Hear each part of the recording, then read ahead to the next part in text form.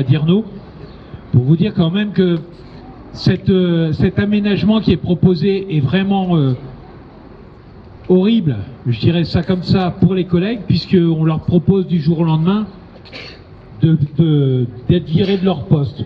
50 agents qui ne savent pas ce que demain va être pour eux. Donc c'est déjà ça, c'est aussi des personnes humaines qu'on met derrière. Ça fait des années qu'il y a des investissements qui sont faits pour sécuriser, pour mettre aux normes le réseau national. Et là, aujourd'hui, on va nous dire tout ce qui a été fait avant, on va le filer au privé sur des investissements sur lesquels on n'a aucune main derrière. En plus, l'avantage d'être à la CGT, c'est qu'on connaît les collègues de Cofiroute et on sait que c'est des conditions de travail de moins bonne qualité et où les agents sont systématiquement mis en danger lors des interventions, que ce soit sur des pannes ou sur des accidents. Donc on a les concessionnaires autoroutiers qui sont là aussi derrière. Moi je vais être clair avec vous, ce que j'aimerais bien, c'est que les transports soient diversifiés, que l'offre de mobilité soit là. Et c'est pour ça que le travail que vous faites là, ici, que ça soit au niveau des pistes cyclables ou que ça soit au niveau de la réhabilitation de la voie ferrée, c'est important. Aujourd'hui, j'ai pris mon petit drapeau, hein, c'est l'ITF, l'International Transport Federation, c'est-à-dire qu'au niveau mondial, on bosse là-dessus. Si on veut baisser l'impact des transports, il faut vraiment avoir des offres de mobilité différentes. Et ce que vous proposez ici, c'est vraiment essentiel. Et quand on voit l'enjeu financier qui est donné, vous donnez des chiffres en millions. Effectivement, il est beaucoup plus rentable de mettre ça sur la voie ferrée et des pistes cyclables sécurisées où chacun pourra dire le matin à son enfant « tu peux prendre la piste cyclable, il n'y a pas de problème ».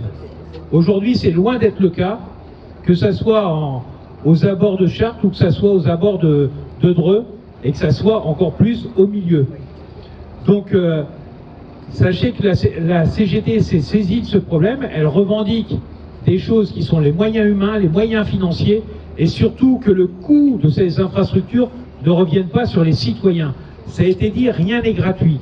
Quand on vous dit il n'y aura pas de péage, rassurez-vous, vos impôts, ils vont les payer, les péages. Les compensations financières, elles existent déjà.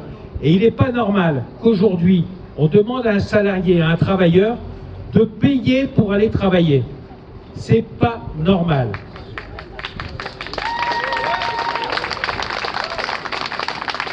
Un grand merci à toi, Raphaël, d'être venu avec nous aujourd'hui, parce que je sais que tu viens de loin et que tu as un emploi du temps de ministre.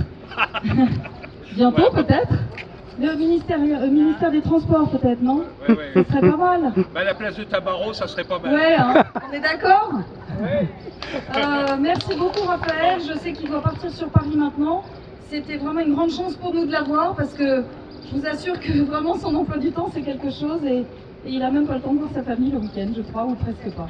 Je suis parti un petit peu après. Bon. En tout cas, merci beaucoup. Je voulais vous dire par rapport à ça, moi je suis au ministère alors maintenant il s'appelle ministère de l'aménagement du territoire et de la transition énergétique. Il y a des services et des agences qui sont essentielles pour notre réflexion sur l'avenir. Je pense en particulier à l'ADEME, qui fournit énormément de choses sur le transport de demain et sur l'énergie qu'on a besoin.